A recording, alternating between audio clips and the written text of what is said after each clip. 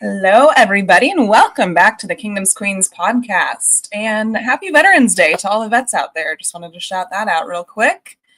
The Chiefs are off of their bye week finally. Jodi and I took our own little bye week last week because you know what? We said we deserve it, especially after y'all didn't show up versus the Bills. Okay, so we took our own little bye week last week, but we're back today. So excited to be back with you all and chat some football, chat some Chiefs, and Chiefs need to get the ball rolling here. So let's get it going. I'm your host, Lexi. Hey, what's up? I'm Jodi.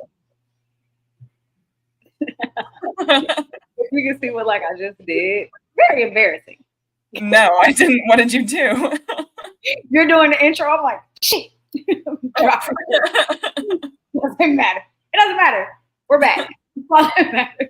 I feel like we've been for a very long time. I know. Also, to be fair, life has been chaotic as hell. You're in a whole new apartment. She's in a whole new apartment. I'm like, where's the lighting in this place? Right. I don't know. Wait, this is your first podcast in your apartment. It is. Ooh. Let's go. It's been a chaotic last 4 weeks, but hey, you know what? It's very on brand for the Chiefs. So, what we're doing is nothing outside of the normal. Okay, what are we talking about today? Sorry, I'm just looking at the itinerary. Well, we haven't seen y'all in a little bit. Clearly. Yeah, it's been a minute. We took a bye week. There was a trade deadline that happened. The Chiefs lost to the Bills. That was disgusting. The whole bunch of moves in the NFL happened. The AFC, the NFC keeps changing. The NFC is better than the AFC. It's crazy. There's a whole bunch of things happening. I'm going to actually let you kind of get into some of the deadline things that happened last week that we really didn't get to recap with the people as a whole. But go ahead and kind of do what happened, the moves. I think people weren't expecting a ton to happen on the trade deadline day because there wasn't a lot of rumors going around. I feel like even Adam Schefter was like, oh, we're not expecting much, but we'll see. Mm-hmm. And then I think first thing in the morning, it's the Indianapolis Colts are trading 2 first-round picks to the New York Jets for Sauce Gardner. That was crazy, actually. That's insane. And he got cooked. He got cooked. His first game. Get up off the ground, boy. He got cooked. Well, and I feel like we knew this about Sauce. He's a good cornerback, but I feel like he's more of a name than he is a player. He's good. But good. He is good. He's not bad by any means, but he's definitely it's a lot of hype around him. So he kind of has a lot to live up to for 2 first-round picks. I mean, they traded. That's next year's pick. So 2026, the Colts don't have a first-round pick, and 2027, all for Sauce Gardner. So that tells me they are all in. They think Danny Dimes can get the job done. Now listen, Jonathan Taylor, he is playing like an MVP. If the MVP went to it would go to him. It won't, but he'll be Offensive Player of the Year, which he should be.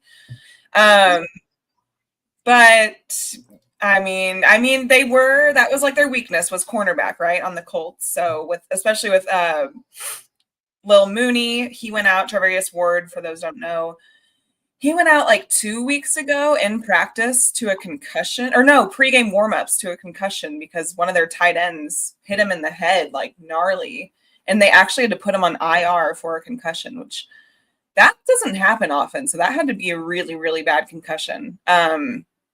So cornerback was definitely a weakness for them. So they went out. The Irsay daughters said F them picks, and they went and got Sauce Gardner. That was last year. F them picks. F them picks. So we'll see what happens there. I mean, you got to give them a little time in their defense to adjust. They do have Lou Anarumo as their defensive coordinator, who's a great guy, a great defensive coordinator. So we will see how that goes. We had Rashid Shaheed from the Saints. He went to the Seahawks because as if they aren't already killing it on offense, they needed another weapon. Seahawks are so slept on. They are. Oh my God, they are my favorite team aside in the NFC right now. They deserve. No, they're not. I'm like, why are y'all afraid to put them at number 1 in the power rankings? Because they are kind of going crazy right now. They remind me of the Lions last year. They're dominating week after week, like belt to you know what on every team they're playing. So Alexander Downs says our quarterback is a weakness. You must be a Broncos. I'm going to go with you're a Broncos fan. Yeah, sure. I'm going to guess. I'm like, yeah, sure. And then we have nice people. Hi, y'all. Thanks for joining us in here. We appreciate y'all being here with us. We are excited to be back. So, Rashid Shaheed to the Seahawks. Seahawks are a really fun team to watch right now. They are really great on offense, really great on defense. Then we have, let's see, Jalen Phillips to the Eagles. He was on the Dolphins. He said getting traded to the Eagles was the greatest day of his life. So I hope he... She froze. I don't know what just happened.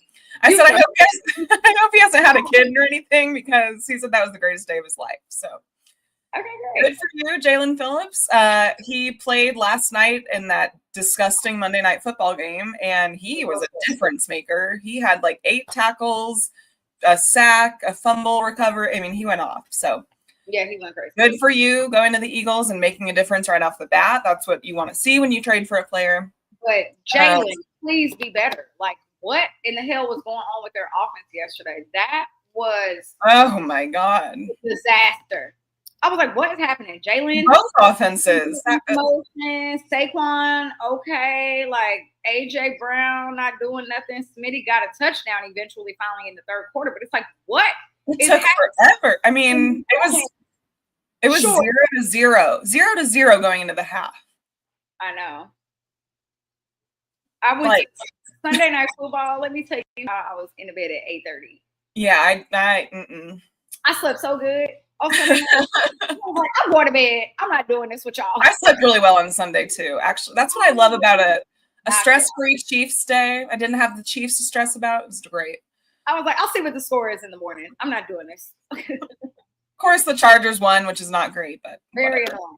Which I kind of want to happen, but I was just like, I know. But the Steelers are worthless. Listen, the Steelers are worthless. They're They're just so mid. They're mid year after year after year, and their fans have got to be tired because 8-9, 8-9, 9-8, 9-8, yeah, 9-8, 8-9. Okay, that's about all you got. Randomly, they're gonna look good, and you'll be like, okay, I kind of believe, and then they just go right back, and you're like, all right. And then I'm over it. Just what else happened during the trade? All right, a few more. Quinnen Williams to the Cowboys, which was huge from the Jets. The Jets were kind of having a fire sale. Quinnen Williams.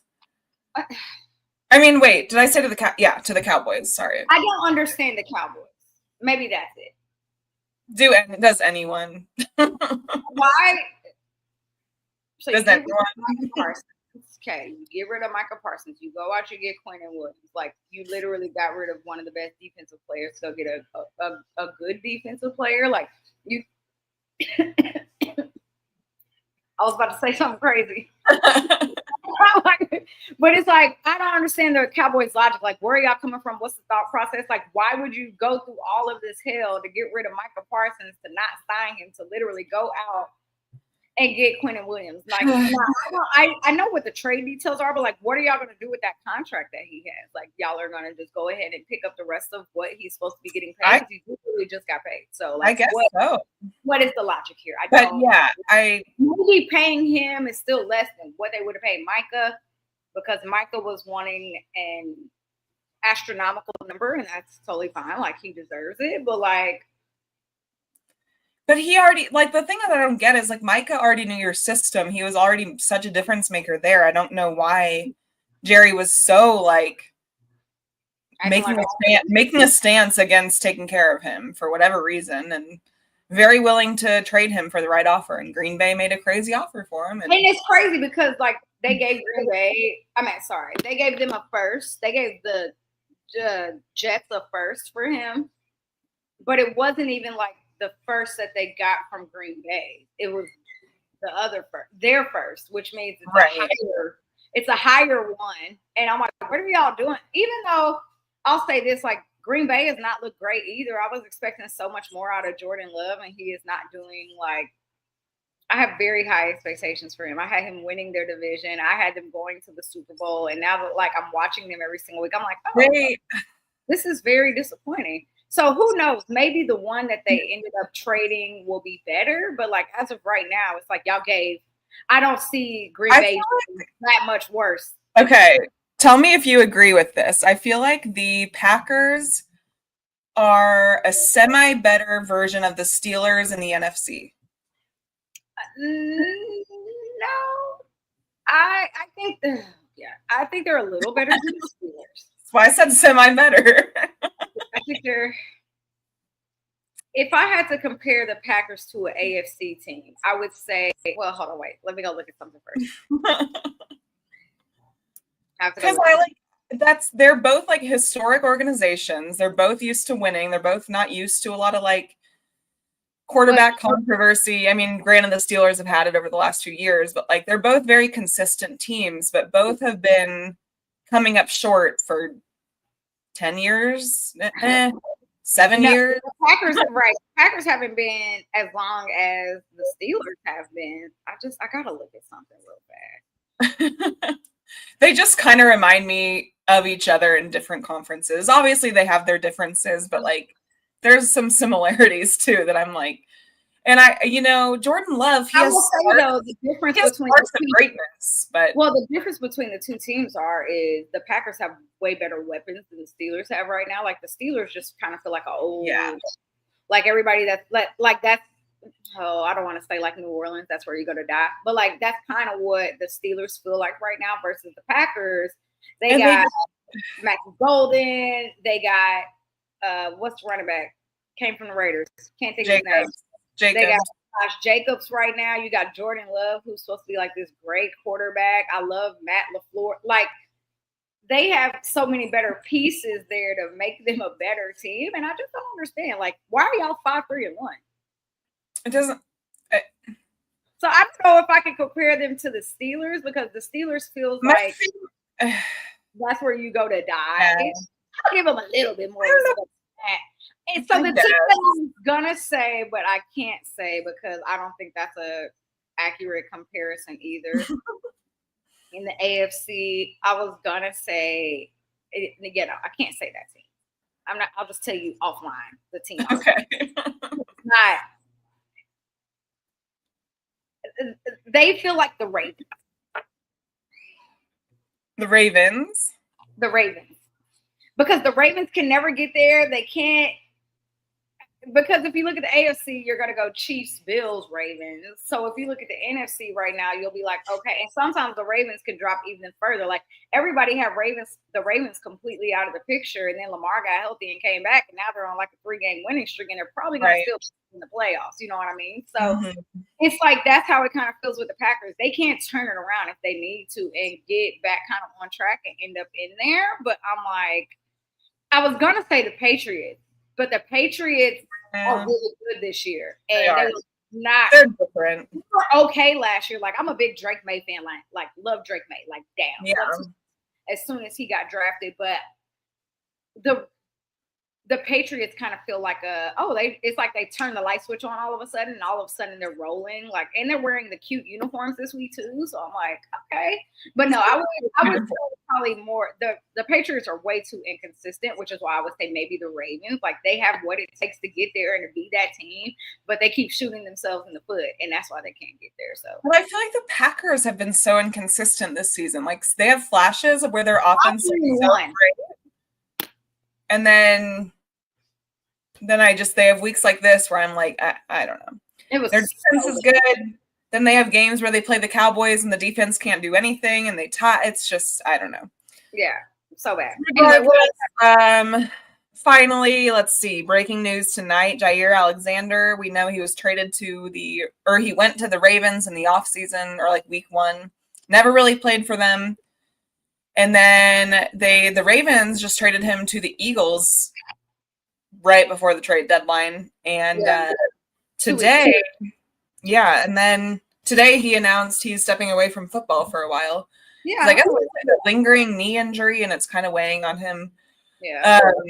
mentally and physically, obviously. So, you know what? After everything that's happened in the NFL with, rest in peace to the Cowboys player, Marshawn Nealand, with everything that's happening, you know what? Take care of your mental health. I think that's most important. So absolutely, I wish him well, and I hope everything's okay. But yeah, and he's so talented. So it's unfortunate. Travis Hunter out for the season. He had ending knee surgery, which people don't realize. What happened to him is exactly what happened to Rashee Rice last year. It's the same exact injury. So I hate that. I know. I hate that is Travis Hunter. The Jags have not been great. They beat the Chiefs because we had 100 penalties, and then they went on a downslope. Right. Like, they haven't really done much after beating the Chiefs, so that's really unfortunate. But Travis Hunter, he was supposed to have like a good, literally. It felt like he was having somewhat of a good rookie season. He really was. A great game against us. So, and I don't watch a ton of Jaguars football, so there's that. But I think this is why people were saying it is so hard to play both positions. Both sides of the ball. Absolutely.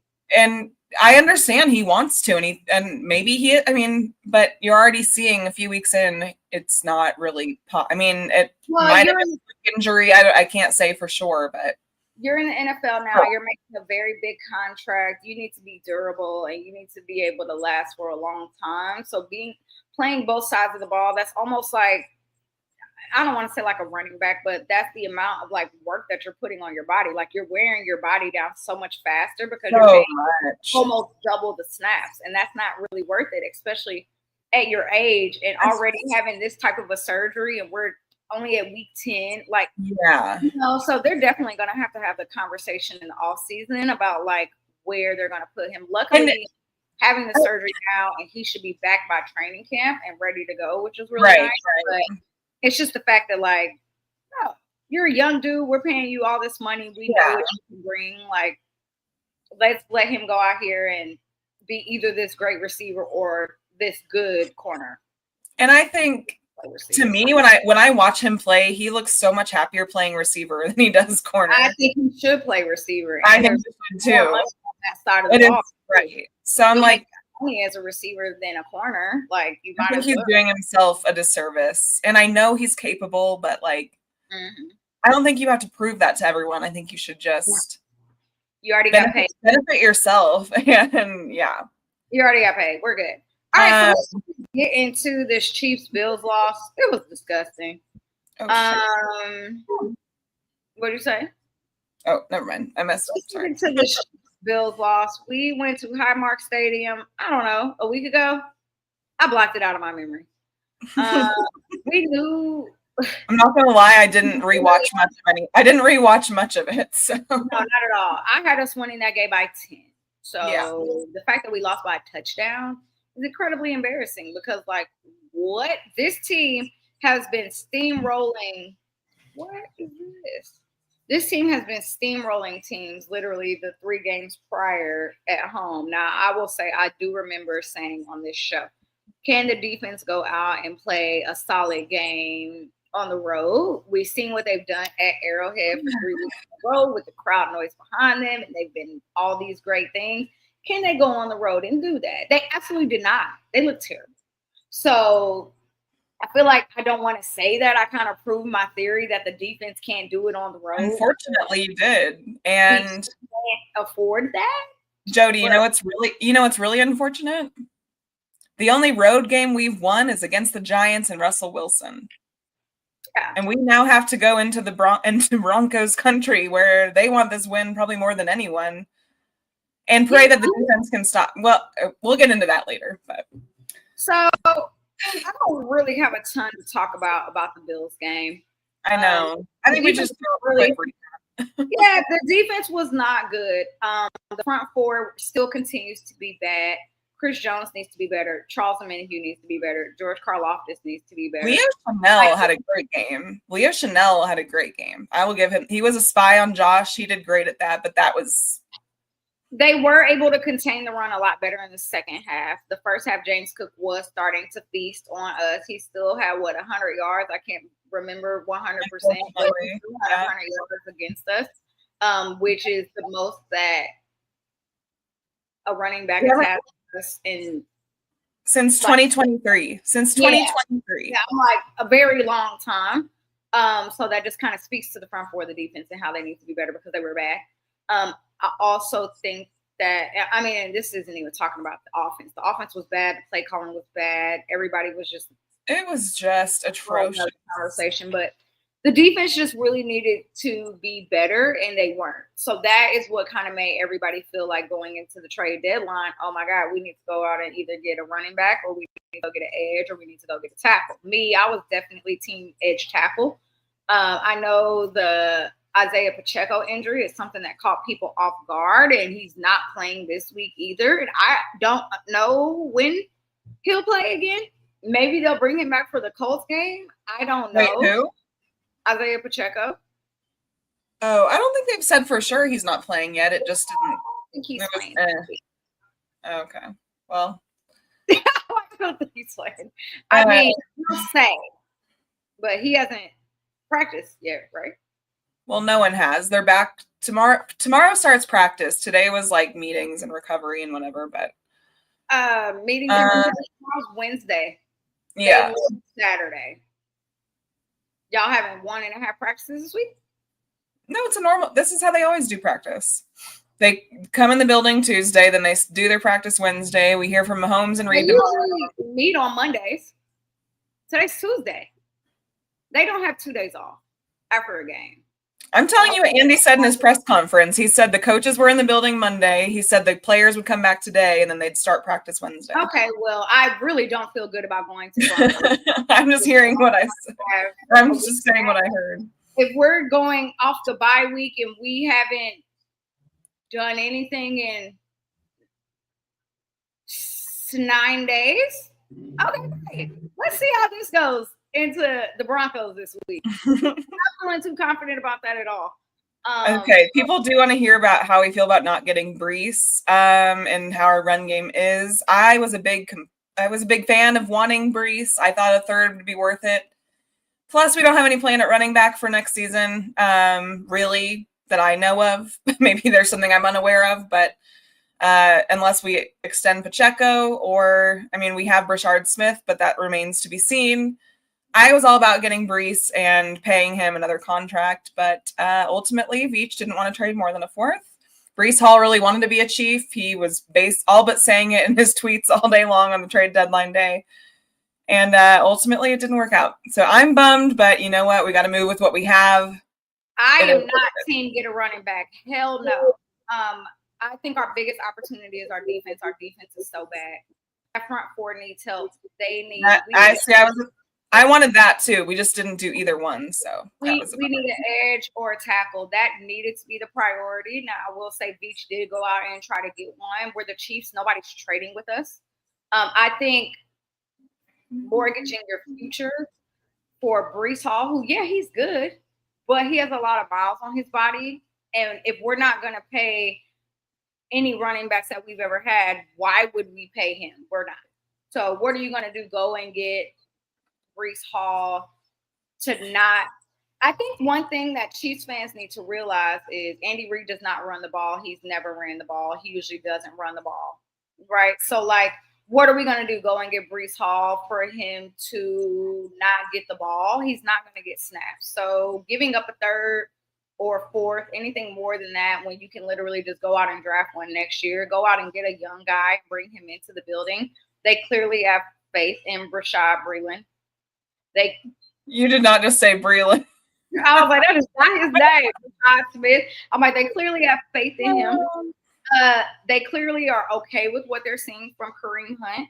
Again, I think Isaiah Pacheco's not ready yet. I think they'll figure out what they're going to do there. But going out and paying a third for Brees Hall would have been no.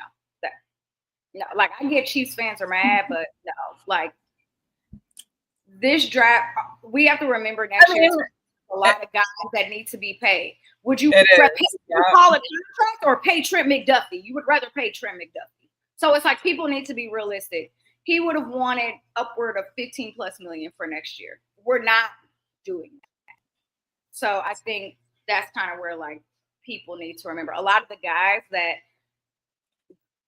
y'all wanted Beach to go out and get, their contracts would have been 20 plus million. It's not like it was some regular guys on the street ready to be traded. A lot of the guys who were looking for new homes were, I don't want to say elite players, but people who would have 20 plus $1 million contracts.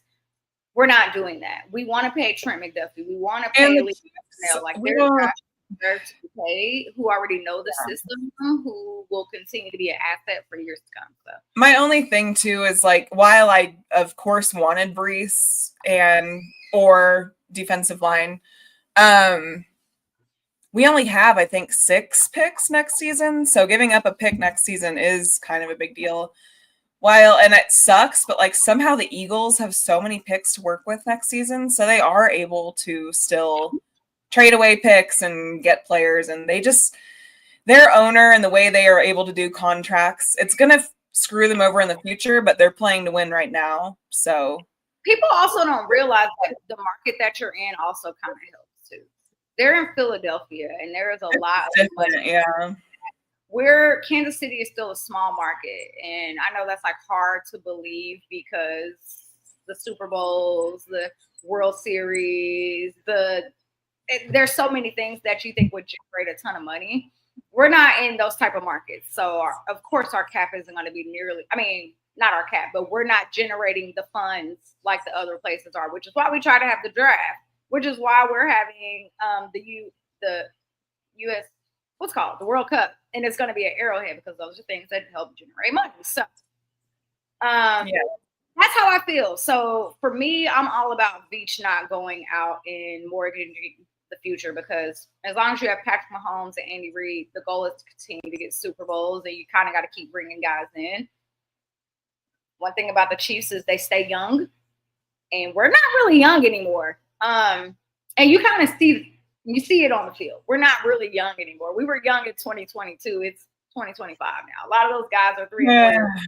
Yeah. So we got to keep getting young. It's going to be a very interesting offseason, to say the least. But we'll get there when we get there. Because definitely is going to ask for a big number, and it's going to have a 3 that start in front of it. So, yeah. Be ready to pay him. Wish we could have gotten that done in the offseason, but oh well. I'm having a lot of regret about this George Karlaftis signing.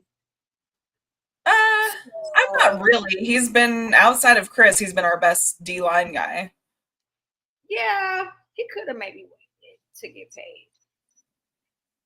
So yeah. I'm like, we'll see. Before the season, he was on the up and up. It's just our D-line I don't know what the deal is. They create a ton of pressure. George is getting the pressure. He's just not finishing. He's not getting the sacks he needs. He's not. So that's the frustrating part, is he's getting like the same pressure as like an Aiden Hutchinson is, but he's not. I don't know. They got to get it together on the D-line. That's all I know. They gotta get it together. No excuses. Yeah, like they actually have to, because there's no way that the Bills had 21 points going into halftime, and that's the most that we've let any team score. Punt return legend. Stop acting like, hey, yeah, y'all know how I feel about the Kadarius Toney situation. Like, that was a fluke and a joke, and you can't take that serious. Like, get it out of here. Like, calm down. Anyway. All right. So to finish, Bills, Chiefs. The Chiefs. Yeah, we didn't talk about the offense at all. We only talked about the defense. What I want to say, it's so frustrating because I genuinely felt like this year was that year to kind of break the streak of losing in the regular season. It felt like it should be. Our offense had been rolling, especially with Rashee back. It just kind of felt like we found a groove. I genuinely don't know what our game plan was going into that game. Offense, defense, I guess you could include special teams. Like, nothing felt cohesive. Nothing felt like it was working. obviously didn't have Pacheco, but it's like we abandoned the run right away. Then Jawan Taylor went out. We had to have Wanye Morrison. Their D line has been pathetic as pathetic as ours, actually showed up and did a number on us. Mahomes did not have much time to get comfortable. Their rookie said his goal, it was his first game back. He said his goal was to pick off Patrick Mahomes. He did. He picked him off. Absolutely. So, it finally felt like it was going to be the time we'd win this game. We barely got Worthy involved, barely got Hollywood involved, it felt like hardly any of the receivers involved. Patrick had one of his worst career games ever, which is just like, why? I mean, I think you said this to me offline, was that it kind of felt like the Super Bowl again in a weird way. Like, it felt like we were moving the ball better, but like not a ton. We kept the score closer. But yeah, the O-lines, it was just a really bad game. The good news is Josh Simmons is back in the building. He is back to practice this week, so we need him versus Broncos D-line, because if the Bills D-line could do that to us, God only knows what the Broncos D-line could do. So, because they have the most sacks in the league this year, and we're gonna need the help there. So I don't know. The whole game plan overall was just atrocious. We got outcoached on every level. Bills just showed up to play. They played like they wanted it, and they hadn't. What's funny about the Bills is they play it like it's their Super Bowl every season, and I say that every year, and it remains true. Because we all saw what the Dolphins just did to the Bills this past Sunday, where they just annihilated them and they ran the ball down their throats. And Devon Achane had like 200 plus yards, 2 touchdowns. We did not bother to run the ball when the Bills have like the worst run defense in the league. And I think Paul's going to change that. But that's where I'm like, I don't even know if he would. It's just the fact that we go away from the run. The fact that we go away from the run like that is so beyond frustrating. You have to make the team respect your run game, or you're not surprised. This isn't new. This has been year after year after year. You're not surprised that we abandoned the run game every game. I'm annoyed. You're not surprised. So, like, I don't understand why y'all hold on to that, because it does not change. That is who Andy Reid is. He does not stick to the run game. He is a West Coast offense coach. That means he's trying to throw the ball. He's not. And I get it. Like, you have the best quarterback in the league. You should be able to throw it. You have a plethora of weapons. But like, if they don't respect your run game, they're going to take away your weapons just like that. And that's exactly what they did. And they knew exactly. Our game plan was incredibly predictable. I don't even know if it was necessarily vanilla. It was predictable. That doesn't mean vanilla, but it was predictable. I don't know if it's predictable either. We played the Bills damn near 2 times a year, every single year. It's like playing a division game at this point. Imagine thinking that they're not sitting down watching film on us consistently nonstop, like it's the Bills or like the Broncos or the Raiders. That's what the Bills are going to do. We played them pretty much almost like they are a division game. So, of course, they know everything about Patrick. They know everything about this offensive line. They know everything about this offense. And if your coaching staff cannot adjust like they can adjust, then that's more of a problem on us than them. DG's on my favorite conspiracy. Now, I go by this conspiracy pretty much every year, is that but see, it's hard not to show everything. But okay, wait. But I want to say twice a year, every year. No, you've shown them everything. You've shown them everything. Andy Reid's not creative. This is the season we could not afford to lose this game, I don't think, because you're already out of the playoffs. Like, you needed to win this game, and you needed to show a little more. And so while I do love this take, it's my favorite, one of my favorite takes. I think this wasn't the game to just hold back. I don't know. Yeah, no, you lost 3 games before going in there. Yeah, you couldn't. I think they tried to do everything in their power to win, and they just looked terrible. It also gives that they kind of gave up at the back half of the game. And Patrick went into Superman, which is annoying, but I respect him because I've seen him be Superman for years and get out of it, and they couldn't adjust. I also think I meant to say this. We didn't have a show last week. I think Xavier Worthy's still a little hurt. I don't think he's 100%. And so I know that he's been dealing with like an ankle injury and like the shoulder thing. Whatever. Fans have been weird this week, like turning on him too. And I'm like, no, I love Xavier Worthy. I'm not gonna do that. Yeah. So happy that he is on this team and what he's yeah. going to do for the next few seasons. But I think he's hurt. I think he's not 100%. And I think they understand how impactful when Xavier Worthy is on the field, it's going to open up your playbook. So I think they understand the importance of him just kind of being out there. But Zay normally always is able to create really insane separation, and he did not that much in the Bills game, which is why I still think that ankle injury from even back to the Jazz game is still triggering him. Because they always can create separation, and he did not really create that much separation in this game or the game prior either. He's still fast still, but he seems just like a tick off, which is me know that maybe he's not 100% healthy. I mean, long play rides, weather changes, all of that can really just affect the So I agree. And fighting to be 100% healthy, which that is just going to come over time. Like this bye week was probably something that was really so good. Yeah. But they're also traveling to Denver in elevated temperatures, and it's cold. It's freezing in the Midwest right now. Like there's snow happening all around us. So who knows what it's going to be like when they get to Denver later this week. But that's just kind of my Xavier Worthy take. I think Hollywood Brown is, doing just kind of what's expected of him. I don't think they have like a huge role for him right now. But when you're able to have all those guys on the field, it's going to open up that playbook. But they need to be able to take advantage of that. I also don't like that Patrick is starting to treat Rashee Rice like he does Travis Kelce. So Travis Kelce 2024 was Patrick's security blanket. He's clearly doing that now with Rashee Rice. And you feel it. You feel Pat only looking for Rashee. You feel Pat only trying to target Rashee when there were several times in that game where Travis was wide ass open.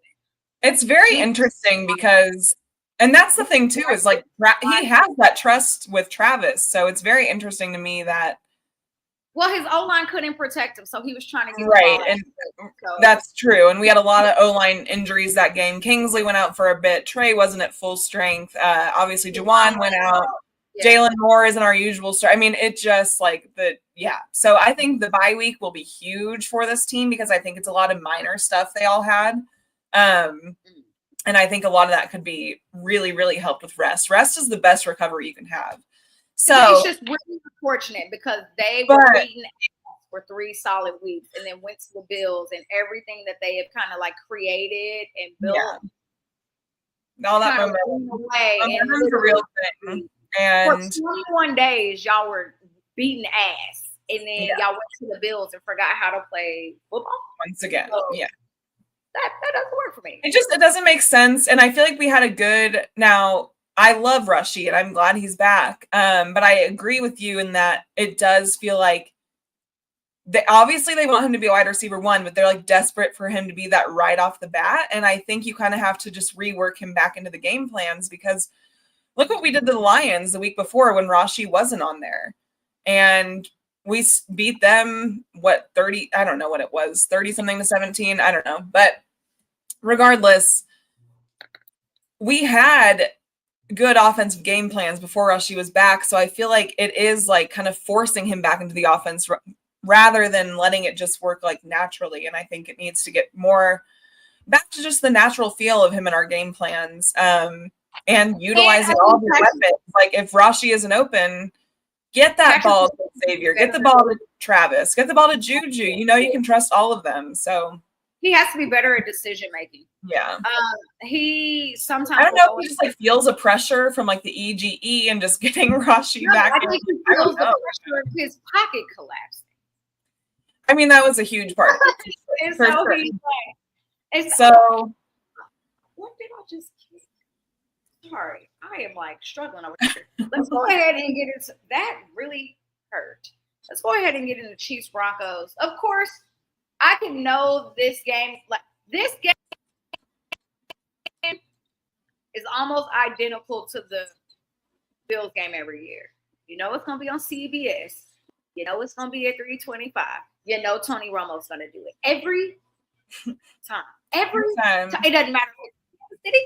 Doesn't matter if it's in Denver. It's gonna be the 3:00 game at 3:25, and we gotta listen to annoying ass Tony Romo and his crew. I will be watching this game on mute, just like I watched the Bills game on mute, which was fantastic, by the way. I love that. So we go to Mile High this week. Like I said, the weather has been weird. It has been freezing cold, but then like today it got up to like this morning it was like 15 degrees. And then by the afternoon it was like, and then so I don't know what the weather is in Denver this weekend. Now I have to look. Yeah. So the Chiefs go to Denver this week. Oh, I have it right here because I was just there not long ago. It's supposed to be 64 and sunny on Sunday, so we'll see. Wow. Okay. Well, it'll probably be nicer there than here. Let's see. Yeah, Kansas City's 63 and sunny, so we still have better weather. No, but we go to Mile High this week. Now, we've seen what just happened to the Broncos Thursday? What was that? Yeah, Thursday. That game. Disgusting Thursday night football game against the Raiders. Horrible. So here's my thing. I hate the Broncos. Okay. Despise. It's hard for me to talk about them having all these one-score games when it was literally the Chiefs last year. And I was like, y'all us. The better team always finds a way to win. I yelled that, I feel like, all last year when we were on that 15-2 run. So it's really annoying to see the Broncos winning games barely by something stupid that happened because that was literally us last year. Yeah. I'm not going to give them respect and say, like, I respect them for that. But, hey, you're 8-2, and it is what it is. Like, you're 8-2. Okay, we're 5-4, 3-4. What's our record? 5-4? Unfortunately. Yeah. Yeah. Like, there's the things I don't understand is we're a 5-4 football team and we're still one of the Super Bowl favorites. And I'm like, we're literally not. Every week we are a Super Bowl favorite. I'm like, playoffs right now. If it ended today, we're not in it. I understand history shows what we should be, and I think we can get there. But this feels, I'm sorry to say it, but this feels like a must-win game for me. The next 3 games are must-win. Yeah, like these are must-win. Actually, the Chiefs have to win out. So, pretty much. Best of luck, babe. Y'all gonna win every game going forward. Here's my thing. I know we're getting ready to talk about this game. Everybody's like, well, it's okay. The Chiefs are fine. They still got to play the Broncos twice, the Chargers again, the Raiders again. Here's what I need everybody to realize. Like, yeah, you're not wrong. Yes, we still have to play all of those games. The Chiefs have to win because don't know if you haven't noticed, but the Raiders are not the Colts are not losing football games. The Rams are not losing. The Patriots are not losing. So it doesn't matter if the Chiefs win or lose because literally the teams around them are not losing. So you can't. The Jags lost, and they're still ahead of us. You know why? Because we lost to that football team. Exactly. So it doesn't matter what happens. The Chiefs not only have to win out, but they have to pray that the people around them start losing. And they have to start dropping a game or two. Otherwise, we are screwed, and we have to also win out. Don't know if you've seen the rest of the Colts schedule, the Patriots schedule, there's teams that are not. Their schedules are easy. The Chiefs have the hard schedule. Yeah. It does get lighter. Still, even the Ravens schedule gets a bit easier. The Chiefs, pretty much, our only easy game left. Our only easy game left is the Titans. The Ravens schedule, the Bills schedule, the Colts schedule, the Patriots everybody's schedule is easy. Sorry. Like, it is, we got to be, where's your confidence level? If we win the next 2 games, very okay. Like, yeah, right? Like, the Chiefs definitely need to figure out a way to beat the Broncos and the Colts, but then they can't do something like lose to Tennessee. Like, you can't drop games that you have to go and win. I can be as confident as I want to be in this team. I can be very, very confident in this team. Do I think they're about to get their shit together? Yes. But if the teams around them don't start losing, like, I don't think people understand the severity of that. Yeah. They have to start losing. What if the Broncos lose to us and then they win out? They're 2.5 games ahead of us right now. So it's like, it won't matter. Fine, we'll lose the division. Don't care. Great. But we need to be able to still At this get point, it's just about making the playoffs. I don't even care about winning the division. Y'all kind of kiss that away, but people got to realize that 2 teams might come out of the AFC East. The Bills and the Patriots might come out of there. Like, it's very likely, and it's very. Actually sit down and look at the AFC, like, for real, like, for real. The Chiefs are about to blow it. The Broncos could listen. Do I really think the Broncos are going to win out? That's the question that we just asked for the people listening and not watching. Well, they're 8-2, and they keep winning dumbass games that they shouldn't. So that's the problem. Is they could have like 2 or 3 other losses, but instead they should be losing. Literally would have won the Raiders, or they would have lost the Raiders game if the stupid Raiders touchdown wasn't taken off the board. Like, so. They would have literally lost. What's the game with the field goal? They've had 2 of those this year. Like, come on, y'all. So no, I don't think the Broncos are a good football team at all. I think their defense is elite. I think their offense is fraudulent. Their defense is elite when they have PS2. What do you do when you don't have PS2? They are going to come at us full force this Sunday. They are going to play the game of their lives. Bo Nix is going to try to play out of his mind because he hears all the talk of the last few weeks, and they all hear it. And yes, I'm sure they're tired of it. Jodi's christening her new apartment. But open up I think if we make the playoffs, I don't fear a lot of teams. It's just about getting there. And I think the Broncos will be exposed in the playoffs. I think teams like that will be exposed, but I think the Chiefs have to do everything they can to get there. And that you have to get rid of the cutesy shit. Sorry for my language, but you have to get rid of the cutesy shit right now. And you have to play serious football, and you have to play like you actually want to get to the playoffs. I think the Jags are going to lose some games. So that's like the bright spot. I think the Jags are going to lose some games. You know what? Hey, maybe we'll get to 7. Maybe we can work our way up to the 60s, depending on how many games. I think we can. I do think the Jags are going to lose some games. They're 5-4 right now. They're not a good team. Travis Hunter is out. Like, they're probably going to start selling here soon. I do agree with this comment. The AFC West, 3 teams in, North and South only getting 1. That's probably accurate, depending on how the Steelers do. Oh, yeah. I don't think the Steelers are going to make it. I don't think the Steelers are going to make it. Sorry, I'm like pulling something up right now as we speak. I think the East gets 2 teams in, though. I think the Patriots and the Bills get in. They're both in right now. Yeah. I think they'll both be in. The Patriots are going to keep rolling. Like, and now, sorry, I just have to look at the Patriots' schedule. Like, I've been looking at them all. I've been looking at all the schedules today. I'm like, okay, who do they have to play? Who do we? Let me tell you the Patriots' next 4 games. Jets, Bengals, Lions, Bills. Lions. They already beat the Bills. They beat the Bills in Buffalo. Don't know if y'all remember that. This is a home game, okay? And then they still have to play. They're sweeping the Bills.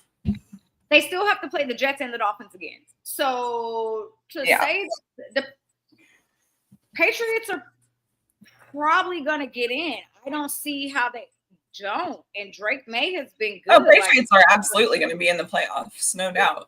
And I hate it. I have a friend on Twitter that is a big Patriots fan, and we cuss at each other every other day. He's like, better than yours. And I'm like, it truly, we are the leader. We control our own destiny. Like it has to be us. And we Patriots fans. Yeah. Like Tom Brady is there. You would have thought Tom Brady was back. Oh my God, the way they're acting, you would think Tom Brady is reincarnated. It's insane. I mean, I love. And I like Drake May. I like Drake May. Let me. Oh man. I know we're about to talk about the Bills, but Broncos. The Bills' next 4: Bucks, Texans, Steelers, Bengals. So yeah, they got to play the Jets again. They got to play the Browns again. The Browns could possibly beat them though because their defense might kill them. But no, I definitely think the Jags are gonna figure out a way to fumble this and get out. So I'm not really worried about that. I think the Steelers are gonna possibly figure out a way to fumble this, and they'll end up out as well. Their next 4 are Bengals, Bears, Bills, Ravens, and then they still got to play like Lions, Ravens. Like they got to play the Ravens twice. So the Steelers could find a way to trick their way out of this. So yeah, there's 3 8-2 teams in the AFC, and we have 5. We're 5-4. Yeah. Cute. 4. So the Broncos. Let's kind of get into it. All of a sudden, the season's just like going quickly. So I'm like, all right, one game at a time though. Get into the Broncos game. So Pat Surtain is still out for this week, right? He's on like something. Correct. So that will be the offense's like saving grace because the best safeties in the league will not be out there. Bless. Like, hope he gets well though, because I actually love him as a player. Yeah, he's a great player, but he's incredible. Just not when you're playing the Chiefs. J.K. Dobbins is pretty much going to be out. Oh, is he? Okay. Mm-hmm. So that's huge for us, which I don't wish injury on any of these players. It's just what is happening and how it can benefit the Chiefs in this game. So that sucks. Yeah, so J.K. Dobbins is out last week with like a foot injury, I believe, ankle foot injury. He might be out a few weeks. And then Alex Singleton? Yeah, he's one of their good linebackers. He actually, sadly, I saw, underwent surgery for testicular cancer this past week. Oh, yeah, he got randomly drug tested. That's what happened. He got randomly drug tested, and during the drug test, they seen that he had some type of cancer. Wow. Yeah. Like, shout out to the drug test, I guess. Okay. But also, like, that's how they found out that he had that. Okay, I didn't know that detail. That's crazy. Yeah, it's like, shout out to the NFL for drug testing him. Wow. Alrighty. Yeah. So he's out for a little while, but yeah. I mean, I'm glad he's recovering from that. That's crazy. I'm glad that, anything, we talk about it all the time. Like, cancer is something that you can't play with. Like, you got to just go do your test every single year and stay on top of it because you never know when it could just. Obviously, yeah. Seriously, you never know. Yeah. Literally. So, okay, the Broncos. Bo Nix is going to. Now, I was listening to something earlier, and they were talking about how when you blitz Bo Nix, he's better. He's better when you blitz him versus when you don't blitz him. And I was like, what? And so then I had to go look this up myself. The longer he holds the ball, the worse he is because he kind of, I guess, panics on who should I. Yeah, he does. Yeah. Which doesn't make sense to me because you would assume because your pocket is so good and you have so much time to get rid of the ball, then you should be able to find the correct target and that is correct. When he is in a panic mode, which is when we blitz, that is when he is the most accurate. So it's kind of like, how does Spags prepare for something like that? Bo Nix is somebody who will definitely use his legs against you. He will definitely freestyle against you. He will absolutely throw a pick, maybe 2. So if we know anything about Bo Nix, he's going to give the ball to the defense at least 1 or 2 times. And that's going to solely be all about, like, are you creating that pressure and are you getting in there and getting him on the ground, which is something I feel like we've been yelling for 10 weeks now. So I honestly think our secondary is going to be just fine against their offense. Can we stop the run? And I know it would be crazy for me to say that I don't believe that we can stop the run, because basically what have we done for like so long with stopping the run? But then I see like a James Cook who goes insane against us. Now, luckily, we're not facing James Cook this week, and it's just going to be their rookie, RJ Harvey, who has been doing better. Good. Yeah. But I think we can contain him. I think we can contain him. We should be able to. We should. And so for me, it's just really hard. I have to see it. Like, I can't talk about what I expect to see from this defense when they show me what they showed me last week. So it's very much going to be like. It's so hard. It's so week to week with them that, like, I don't know what version of them I'm going to get. No. Because, like, you know, against the Lions, they have Jahmyr Gibbs and David Montgomery. We didn't allow them to do much of anything at all. And those are elite running backs, both of them. I think it's really going to come down to the linebackers. Like, what type of coverage is, like, Spags going to have them in? Is Nick Bolton going to be – Nick Bolton, Drew Tranquill, Leo Chanel. Like, those three are absolutely the difference maker when it comes to the defense, especially with the front four. Like, when they are on, we have a great game. But when they're not – Well, I think it's really interesting to see, like, what Spags is going to do this week, because there will be times where you'll see him send one of them on a blitz, or you'll see him make one of them be a spy, or you'll see him have one of them drop back in coverage and help like a corner. And I'm like, no, like, what are you doing there? So I don't really know like what the game plan is going to be from Spags this week. Now, I will say they embarrassed us week 18 last year. So while we were winning 3 games from that. While we were winning 3 games in a row, I was like, okay, I think the Chiefs are ready to go belt to ass on the Broncos, because Andy Reid's not going to forget what he did to our 3rd and 4th string players last year in week 18. So I think he's ready to go and get that revenge. But now I'm just also kind of like, well, can we really perform to the level? Like, I don't think that.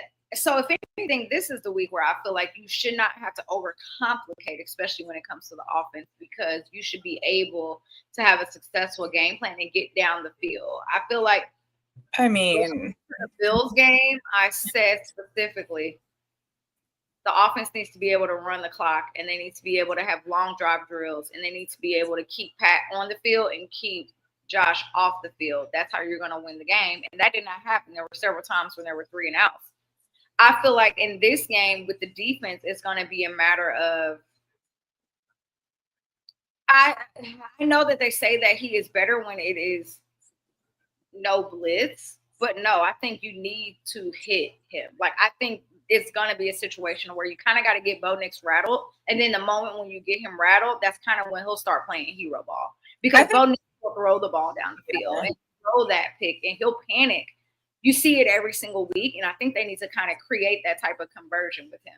And I think the thing is like, we don't play a ton of zone, but that's what the Raiders excel in, is they do play a lot of zone, and they played it very well against him, and that's what Bo Nix struggles against. So I think if Spags can incorporate that a bit, I think the Raiders just showed you with the blueprints on what to do to stop or slow down their offense a ton, because the Raiders defense is not that great, but I mean, they got Max Crosby. They're all right. I mean, they're fine, but he's pretty damn good. The rest of them, yes, but I'll give Max Crosby his credit. Of course. I love Max Crosby, but please, you know, I think there's ways to slow them down. You just have to take advantage of it, and you have and I think it's all going to be about like the secondary too. Like, what is like? I think I'm not worried about, of course, like Trent McDuffie. Jalen Watson's going to be interesting. He was pretty okay in the Bills game. He wasn't great, but he was pretty okay. Brian Cook was kind of in that game. He started off high and it dwindled down really, really fast. I also think that like there's opportunity, like one, Jaden Hicks, like why haven't we seen him? But I don't know if that's going to ramp up either. Like I know that Um, he plays man a lot better, and he should be out there. But that doesn't mean that Spags is going to play him now because it's week 10. That could be we know what Jaden Hicks can do. We don't want to put film out on him, blah, blah, blah, blah, because he's right. But still, at the same time, it's like, well, you can't let your secondary get torched. Right. I do think that, what's that man's name? Sean Payton, God bless. I was like, what is his name? I almost called him Eli. I'm like, that's not it. But I do think that Sean Payton is going to play very aggressive against subs. I think he's going to be incredibly aggressive. He's going to go for the fourth down. Absolutely. He's going to stretch the field as much as he possibly can. So it's really going to be, I think Bo Nix is going to use his legs a lot in this game too. I think he's going to run, and we're going to need to be able to stop him. So, I mean, I can see a way to be extremely creative in this game. Of course, the very next time we play them will be Christmas at Arrowhead. So it's like, what? That's what makes it so interesting, because the next time we play them is in prime time and it's in Kansas City. So it's like, how much do you want to give right now? Because we're going to see them literally. I don't think you have a choice. You have. I mean, both teams need to give a lot right now. Yeah, but I mean, the Broncos are 8-2. The Chiefs are 5-4. Yeah, Broncos can afford a loss. Right. The Chiefs cannot. You know what I mean? So. But I think they also know that the Chiefs are going to be your threat ultimately. I mean, funny. Do you know the Patriots have also won their division? Sorry, the Bills have also won their division. I think the last 9 years in a row too. Do you know that? I don't think it's not. Is it 8? I don't think it's as many as us. I thought it was 9. I'm almost positive it's 9 because I was like, no way. No, I don't think it's as many as us. Hold on. Maybe. I could be very wrong, but I'm almost positive. No, because Brady won it while we won it. So it has to be like 7 or 8. I heard 9 today on sports radio. I could be wrong. And I was just like, that's interesting. Really? Are we sure? But anyway, I also was kind of like, I don't care because it's the Patriots. I meant the Bills. Same thing. About the offense, I feel like we don't know. No, their streak right now is only 5. Oh, I heard 9. Okay. 2020, 2021, 22, 23, 24. Oh, yeah, I really don't care. I just heard it on sports radio. I was like, I don't think they wanted as many as us. I was like, I went, really? Oh, okay, cool. Now, Josh Simmons is back, but we haven't got the green light on if he's actually going to play this week or not. So that'll be very interesting to see. I do think that he will play.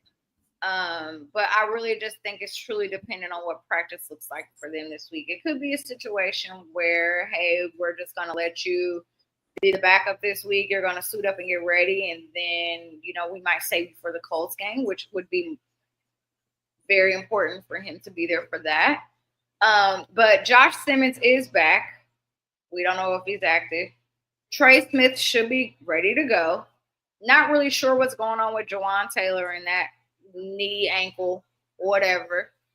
And then Kingsley was pretty good last game. Is he fully healthy? I know he kind of got like a little nicked up. I think he'll be good to go. I'm sure he's fine.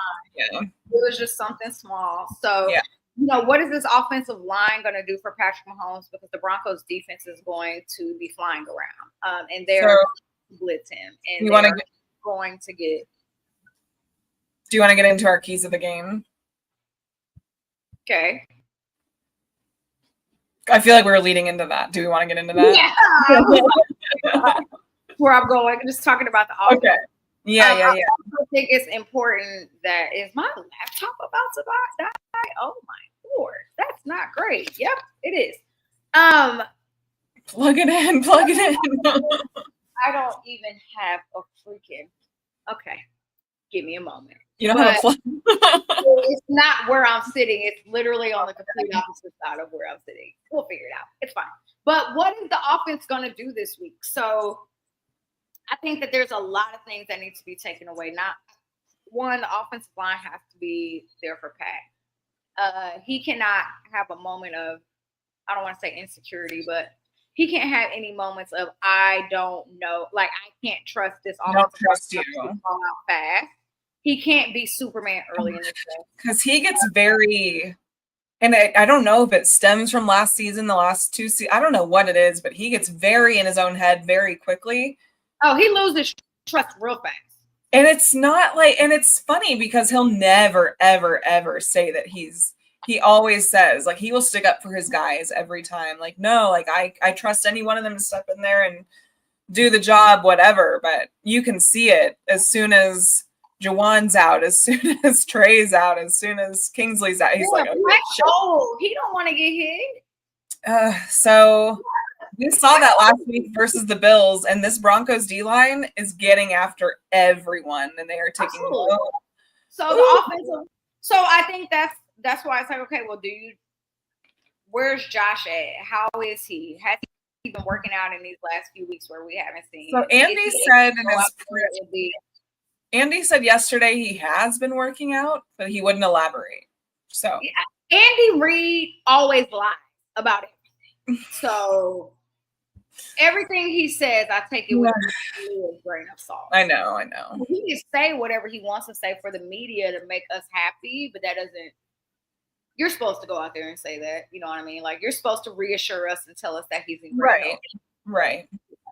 Which, and I'm sure he is, but also like you I'm still sure haven't work out. But you haven't been in game mode in weeks, and that's different from working out. You know what? I just realized we forgot to talk about Mecole Hardman going to the Bills. Anyway. Oh yeah, that randomly happened. Crazy. It's giving you tell us everything you know. Well, anyway, that doesn't matter. So it's the offensive line to be able to hold up so Patrick can. There's lots of things that have to happen in this game. What is Andy Reid going to do from a running back perspective? Are you going to trust Brashard and give him multiple carries this game? You have to. I don't think Isaiah Pacheco was playing this week. If he did, that would be fantastic. I feel like they may give him another week and hold him for the Colts game. But if Kareem Hunt, we've seen what he's done several times against the Bills. He can come out here and have a great game against them. But it's like, what are you going to do from like a running back perspective? So is this a game where you're already going to give up on the running game quickly, and then that means that he's going to have a hero ball. He's going to throw the ball 40 times in this game. Would hate to see that, but yeah. Well, and I think what's frustrating and for a lot of people is once again, Elijah Mitchell, healthy scratch. We gave him $2 million. Why did he get traded? What the hell? And it's just, and then we elevate Clyde Edwards-Helaire, and he gets actual snaps and actual carries in the game versus the Bills. Like, I don't know what to do. It's so, there's such homers on this team. It drives me crazy sometimes that, like, you got Elijah Mitchell in the offseason for a reason. Why not just try to utilize him? He was talented on the Niners when not injured, and he's healthy right now. So I don't get, like, not even giving him a chance. He's on your active roster. Like, you might as well. I don't understand what it's about. It's actually very incredibly annoying. I don't want to hear that they're saving him for next season either. Like, no, I don't think it's any of that. It's so funny because his wife absolutely got on Twitter and was like, my husband is just right. That man can definitely play football. Y'all are just choosing not to play him. So I don't know what that is about at all. Which is also annoying. Maybe this is the week where we do see him. Who knows? But I mean, I think they're very much going to lean on their three. I don't think we're going to see him. That's my point. I think they're very much going to lean on Kareem, Clyde, Brashard. I think they're going to lean on those three this week. But I also very much think that they're not going to stick to the run game either. I think the Denver's front is really good. And who knows if we're able to even, like, read gaps correctly.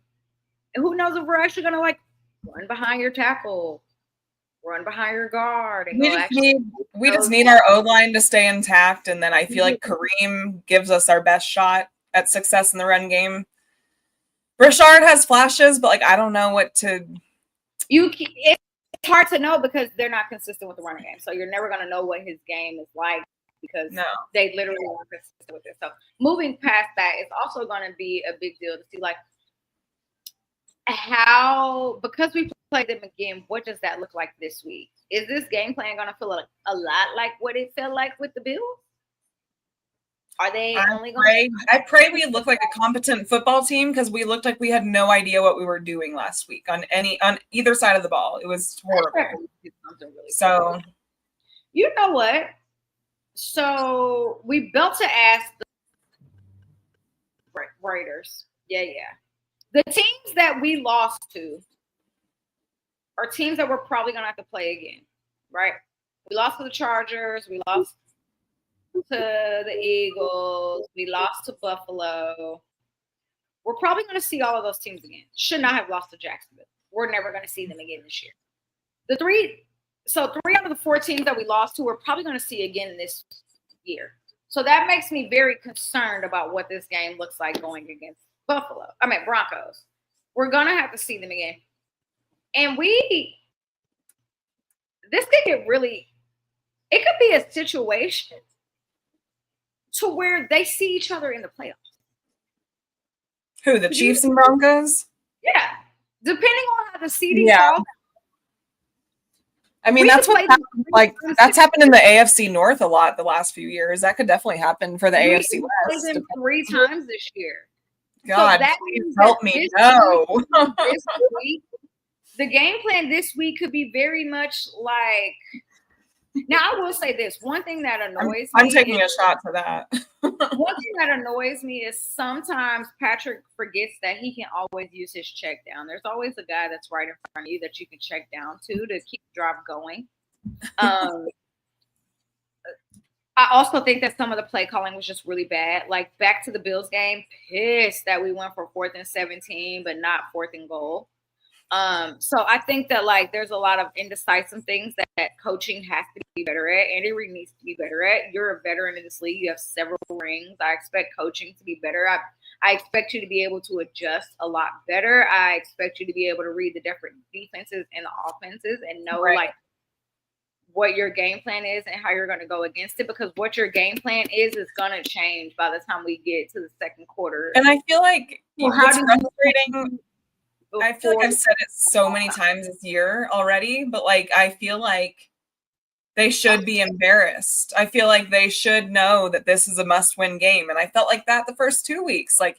You came off the embarrassing Super Bowl. You should have been ready week 1. You should have been absolutely ready week 2 versus the Eagles. But it's there's been a little lack of something, and I don't know what it quite is, but they have to get whatever that is, they have to get that out of their heads and realize that these are must-win games if they want to make it back to the playoffs, because you have to be able to adjust and you have to and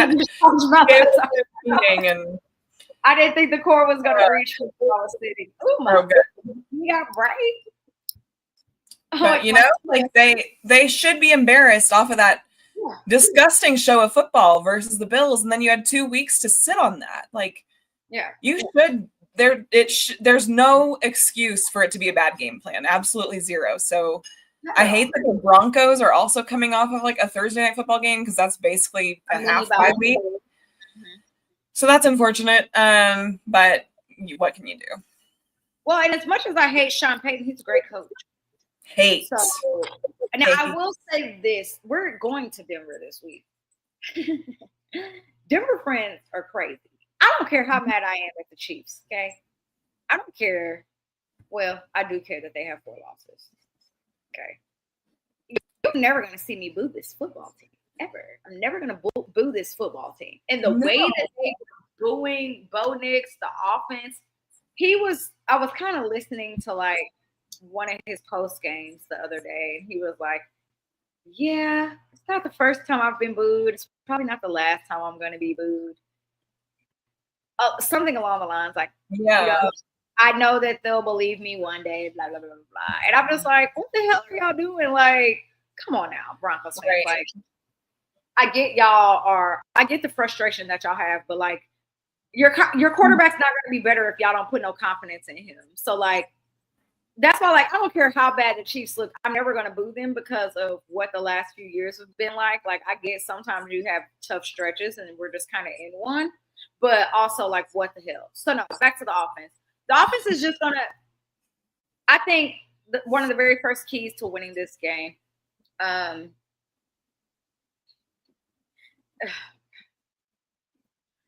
think, sorry, I'm like thinking really hard. There's so many things. I think my very first key to the game is the coaching they're gonna have to know how to adjust quickly. If the coaching can't adjust, whether it's the offense or the defense or the special teams, you're not gonna win this game. So I can't even talk about players. I can't even talk about size of the football. It's literally the coaching. I think the Bills game showed me how bad the coaches looked from top to bottom. Yeah. Andy Reid, Spags, like they were like coaching scared. They were coaching scared. Like, don't coach scared. Your opponents are playing you like they're Super Bowl every single week. Do not coach down to them and don't coach scared. It's pathetic. If the coaching cannot figure out ways to you're gonna get punched in the mouth every now and then. Cool. How do you like defend yourself? Right. So how are you keeping your quarterback and your defensive tackle, like how are you keeping them motivated and in the game so we don't lose the game? Like Patrick has free will to do so many things, but he won't do it because he doesn't want to disrespect Andy. But then it's like Chris Jones, how I know he will like give his speech, but like how are you sitting down with Spags and telling him what you're actually seeing so we can make adjustments, especially on the front four? If you feel like you're getting too much pressure, which, to be honest, he hasn't really been like triple teamed a lot lately because teams don't have to do that because they see how he's been playing. So he's still double teamed a lot, but that's because the rest of our D line is so lackluster. So yeah, but the thing is like he's coming out on downs that he couldn't because he's old, and I get it. Like you're old, your knee hurts, you're out of breath. I get it, but like, how are you talking to Spags about like what it is you're seeing and what adjustments that need to be made? Like you're playing on different sides of the line, and that's totally cool. But like you're still not getting to the quarterback. So how are you going to get to the quarterback? You know what I mean? So right. I think it's coaching. My very first key is coaching. If the coaching can't adjust and get their shit together and hold these dudes accountable, then they're gonna get embarrassed by Denver. Yeah, I agree. I'm gonna say. What's your first key? I'm gonna say it's got to be trenches on both sides because their O-line is ranked one of the best pass protectors in the league this year. Their D-line is closing in on the quarterback every chance they get, and they are going to want to dominate Patrick Mahomes. And if our O-line cannot hold up, I just pray that they recovered during this bye week and they got their rest. They worked on what they needed to work on. Yeah, I think it's going to come down to how our O-line holds up, honestly. I think if our D-line can generate some pressure, it'll be great because Bo Nix, he's not been the same this year, but I think it's really going to come down to our O-line and just holding up and protecting Mahomes. I think we touched on it earlier, but when he gets in his head right away and doesn't trust what he has around him, he tends to get uncomfortable pretty quickly. So their goal is going to make him uncomfortable very quickly. We know what our O-line is capable of. We saw them they were fantastic for the first 5-6 weeks, whatever it was, till injuries started. Simmons had his stuff, but I think getting Josh Simmons back will be huge. Hopefully he will play. Hopefully he's in game shape. I think there's a chance Jalen Moore could start the game, but hey, if he doesn't hold up, and I think you can put in Josh Simmons then, which is great. I'm not mad about him starting the game either. I just think everybody else needs to be around. They all need to work as a unit to play very, very solid football, and I think they can. We've seen them be capable of it. So just do it. Y'all got to win this game. You don't have a choice. So I think my second. You can't go 5-5. Shit. I think my second key to winning this game is you just gotta kind of also play clean football. you can't really afford to have any turnovers. You can't really afford to have any penalties. You can't really afford to. It's going to be loud and hostile in Denver. I've been to a game in Denver. It's actually a lot of fun. It is very hostile. Every time you do not catch the ball or you drop the ball, they're going to yell incomplete. It's very annoying. It's very annoying. You hear through the Aaron, TV. come, please. So I'm going to watch on mute. Okay. But you got to play clean football. You can't give them the ball back. You can't keep getting turnovers. You also need to get out of 3rd and long. Like, if you got them in a situation where it's 3rd and long, you need to know that they're going to go for 4th down, but you need to get the ball back as well. So you're going to have to figure out a way to turn it up and get off the field, but you also need to make sure you're not giving them the ball. You're not giving them multiple opportunities and things of that nature. So no turnovers, no turnovers, no fumbles, and then get off the ball in 3rd and 4th and long. Simple, easy. I say simple and easy, like I'm the one out there playing defense, but also like y'all fucking notice. I think eliminating their run game as best you can would be my second one, kind of piggybacking off what you just said. Eliminating their run game, making Bo Nix uncomfortable and making him have to make uncomfortable decisions, because they've had one touchdown in their past 17 possessions. They've punted more than any team in the league. Yeah, which is great. They've trailed more than any team in the league. So I think making him uncomfortable early and often and taking away their run game would be the most important thing you could do. Especially without J.K. Dobbins in. If you're going to have that advantage, take advantage of that, because like that is a huge advantage and y'all need any breaks you can get right now. So eliminate their run game as best you can and make Bo uncomfortable. My last one is like the offense needs to just kind of get back to having fun. Like they did not look like they were having fun, and you need to be able to spread the ball out. You literally have all of these weapons. You have all of these guys who can go out here and be dominant. Patrick, this 3rd point is to Patrick Mahomes. I think Patrick needs to just kind of get back to being who he is. One, when Patrick uses his legs, it's a difference in the game. When Patrick needs to know that he can use his legs. He can go get the first if he needs to. He can go get the short and yardage whenever he needs to. He needs to be able to do that too. You got to break the habit of just always looking for Rashee Rice. And usually if Rashee Rice is not open, Travis is probably open, because you can't double team both of them, right? So I want him to be able to look for all of his options. And if the option isn't there, just go for your check down. You can't throw the ball in a triple coverage because you're trying to get the ball to Rashee Rice. You can't do that. Right. And he did a lot of times in the Bills game, just trying to force it to him and almost creating multiple turnovers. He had the one, but almost creating multiple turnovers. You can't do that. So this 3rd point is really to Patrick Mahomes. Like, he's kind of got to get his head out of his ass and be like who he is. Like, you know who you are when you're on the field. And I know that sometimes not trusting your offensive line 100% can create this like panic, but he needs to know that he should just trust what's happening. He has to trust the process. And if he doesn't trust it, why don't you just go ahead and run through that B gap and go get the first down? Like, you can go and do that, and that's okay. Like, there were several times in the Bills, Pat just used his legs, we would have first down. Right. He needs to he ain't hurt. He ain't injured. He's very healthy. Like, Pat, go run the ball. Use your legs. Please. Yeah. I agree. Yeah. Him in his own head has been his own worst enemy. And we've seen that. And when he can just play comfortable football, backyard football is when he's at his best. So I agree. Just get out of your own head. Don't overthink it. Play your backyard football that you're so good at, and you'll be right back at it. I think my final one is going to be taking advantage of their special teams. Their special teams is not the strongest unit in the league. Their punter has not been great. Their kickers, fine. But I think taking advantage of special teams would be huge for this game. I liked what we saw when they put Tyquan in the return game. Really liked that. I love him. I thought they were actually love him. I'm so glad they didn't, but I thought Tyquan was going to be a trade piece. Oh, I didn't. Nah, I wasn't. I did, because he's I really didn't see that vision. Could you imagine well, I was gonna say, could you imagine Tyquan Thornton on like the Bills?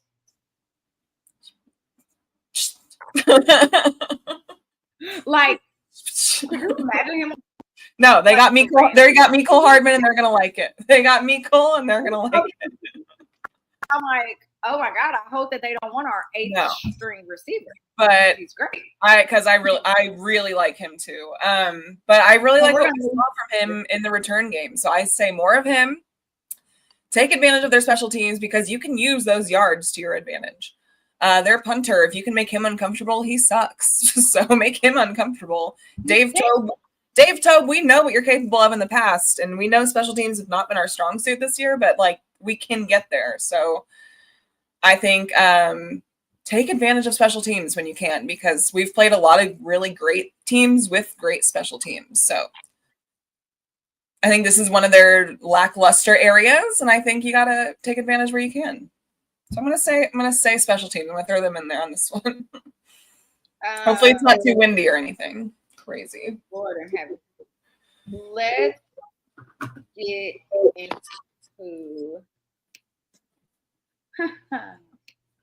Let's get into a sponsor. Hey, download Underdog Fantasy and use promo code King Queens. Make sure you download Underdog Fantasy and use promo code King Queens. So let me tell y'all something cool that kind of just happened. And I noticed this on Sunday when I was getting ready to put in a ticket. Because shout out to Underdog. You can now pick teams to win. So prior, you could only pick player props, right? So it was either like Rashee Rice is going to have 4.5 targets. Rashee Rice is going to have an anytime touchdown. Rashee Rice is going to have this many yards. You can now pick the Chiefs to win. So make sure you download Underdog Fantasy Promo. They have been doing all kinds of different promotions and boosts. They've been giving them away like hotcakes on the weekends, especially on Sundays. So make sure you download Underdog Fantasy and use the promo code Kings Queens. If you're following us on Twitter, please know that it is at the top. You can click on the link and it'll take you directly to the app, and you can do it from there. So download Underdog Fantasy and use promo code King of Queens. Thanks, y'all. On top of that, if you are listening right now on YouTube, I need you to take a second to like the episode. Please. I believe if you're on YouTube, you can literally swipe down in the comments right now, and there's going to be a spot where you could do like a little thumbs up. If you click on that, it'll like this episode. So make sure that you are liking. Shout out to everybody who has been super interactive with us in the comments. We see y'all. We appreciate y'all. We are super grateful for y'all. Keep talking to us. But make sure you like this episode, share this episode, subscribe to the podcast if you have not done any of those things. Super grateful for y'all, and we really appreciate y'all. All right. Agreed. I'm trying to talk about some of the games that are happening this week on week 11. There are some good games. There's some good slates. There's some good games happening in this slate this week. And then after we get into that, we can kind of talk about our score predictions for Broncos Chiefs. Yes. So the NFL is going to Madrid because one thing that they love is going international and not staying in the United States. Still, yeah. So, Commanders at Dolphins, which I feel like didn't the Dolphins already go international this year? No, not yet. They always do though. Like every season, I feel like they go, but not. God bless. Not yet. Yeah. Is Jaden Daniels back this week? I don't think so. Yeah. So the Dolphins will probably. Dolphins are off. They're off a hot win. So they'll probably lose. But then the Commanders have kind of sucked. So, like, I don't know what to expect of this game at all. I'm just going to go ahead and pick the Dolphins to win this. I don't really care. I feel like they're going to sit on their little hot streak and, like, I don't know. If Jaden Daniels isn't playing, I'm sad. So, there's that. Yeah. The very next game at noon is Chargers at Jags. Hey, Jags, you got the chance to do something fun. You know how you beat the Chiefs? Big Jags fan. Deliver that same energy. Can this be Super Bowl #2 for y'all? Or like, remember the playoffs when y'all beat them? Remember they almost beat you and then you went and beat them? Let's do that again. Literally. Please. I'm picking the Chargers to win this game, and I really hate it.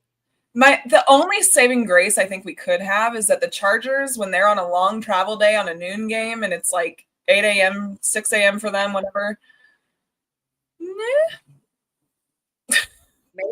Maybe. Our only. Listen, I'll go Jags just for fun. YOLO. Next game, Bucks at Bills. You know, I'm a big Baker Mayfield fan. I am too. But the Bills, they just don't lose at home is the problem. Yeah, they're like undefeated at home. That was us last year. Except to the Patriots. They lost to the Patriots. The Chiefs were undefeated at home and then started the season.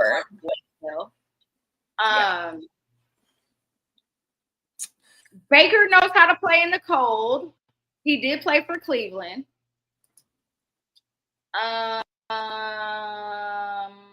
know, I think I'm going Bucks.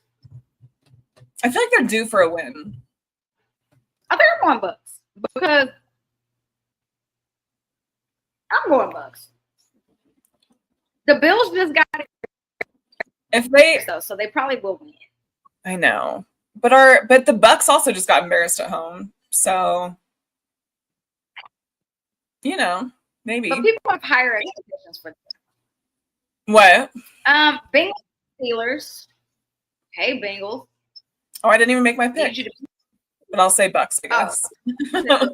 Oh, my bad. I heard Bucks. Next game, Bengals at Steelers. Sorry, I'm deleting stuff on accident. I think the Bengals. The Bealers. I think the Bengals can beat the Steelers this week.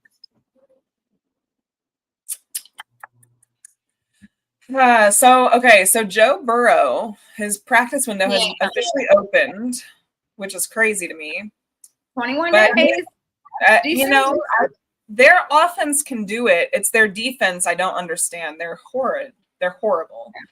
So I'm like, Joe, even if your offense can get it done these next few weeks, your defense isn't going to get anything done for you.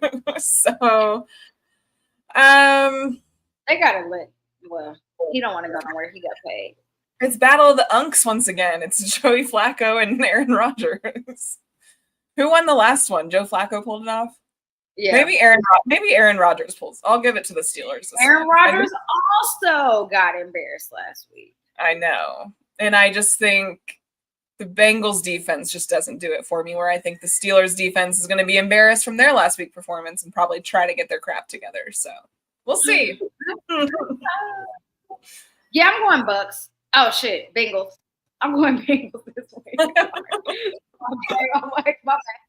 going Bengals for this game. I'm actually really excited for this game. Seahawks at Rams. That is going to be a banger. That was a great game. What the? I'm gonna have to multi-view it. I'm gonna have to multi-view the Chiefs game because I gotta watch Seahawks Rams. I usually don't. It's at the same time. I hate that. That's horrible. I usually don't multi-view Chiefs games. I'll probably just. I can't. I'll just have to rewatch highlights after. But I'm too locked in. But Seahawks at Rams, and then they still have Rams at Seahawks later in the season. Do we think they kind of split the series? Do we think they split the series? Maybe. Right? And then I think the Seahawks would win at home. Maybe. The Rams are really good too. The Rams are really good too. But Devontae Adams kind of got nicked up last game. I don't know what's going on there. Did he? Luka's been great though. Matthew Stafford's been good. So I mean, I don't know. I got the Seahawks winning this week. I know. They're on such a hot streak. I kind of want to take them too, but I really like the Rams as well. That's a wow. Yeah, I don't know. I'm going Seahawks. I kind of want to go Seahawks too. No, I'm going to go Rams. I'm going to take Rams at home, and then I'm going to go Seahawks when they play at Seattle. Last game, Lions at Eagles, Sunday Night Football. I'm going to go Lions. The Eagles are unserious. They just scored 10 points. Not a good football team. Their defense looked good, but then the offense just couldn't get it together. I think the Lions are kind of finding their stride, kind of on the hot streak. I think I'm going to take the Lions. I still think the Lions are just the most sensitive. Dan Campbell took over offense. They are. Last week. They're the most sensitive. I don't know if you saw that. Dan Campbell. Yeah. He's kind of been doing that throughout the season, which is interesting. But he was like, our OC is our OC. I'm just taking over play calling. He was like, okay. The Lions need to win this game. They need this game. Because they're kind of falling. They're not falling behind in the NFC, but like the Bears are climbing in. So, hey, shout out to the Bears. I do not like Caleb Williams, but I love Luther Bird. So, my Z. I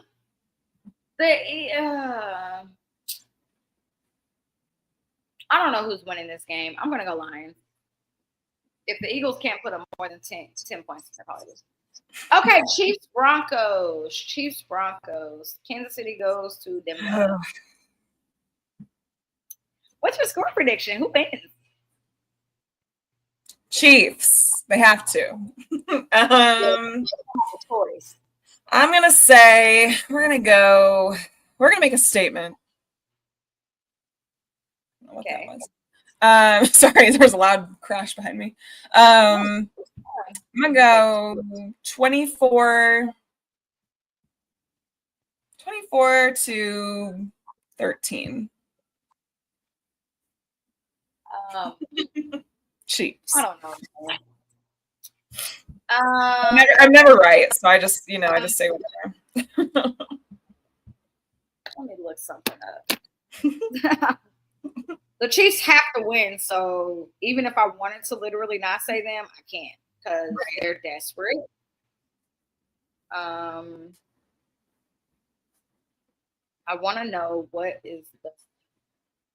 what's the spread for this game? Have they said? I mean, I know that. I think we're like 2.5 or 3-point favorites or something. Of course we are. Why the hell are we? Yeah. Well, because we, politics. Literally. Vegas. Definitely Vegas. I want to know what it is. Everything's dying. I have like 6% battery. Jesus Christ. We're a 3.5 favorite. Yeah, I was just pulling that up. So I don't know. It'll probably be like 24-21. So I'm gonna go 24-21 Chiefs. Yeah. And yeah, we'll see what happens. Good luck. Okay. I'm like, may the odds be ever in our favor, and maybe some of our other foes will lose because please, everyone go lose and us go win. Literally. That's all I got. Yeah, thank you guys for tapping in with us tonight. If you are on YouTube, please make sure you go like this episode. If you are on Twitter, a lot of y'all are, please make sure you retweet this episode to get the views up. The views are already like rolling, but keep those things going.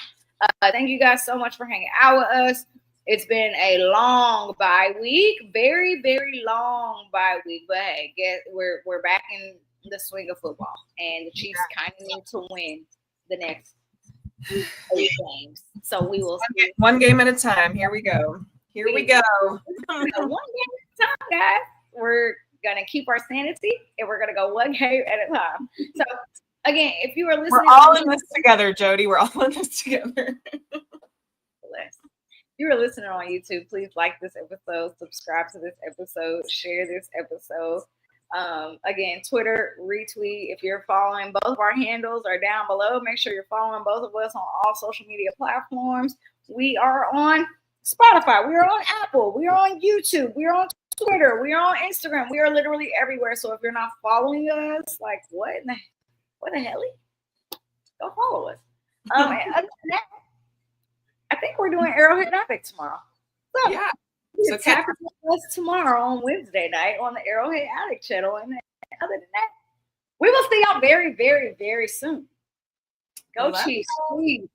Please get a win. Go win. Go Chiefs. Andy, please. God. Can't lose this week. Can't lose this week. Bye. Literally can't. Bye.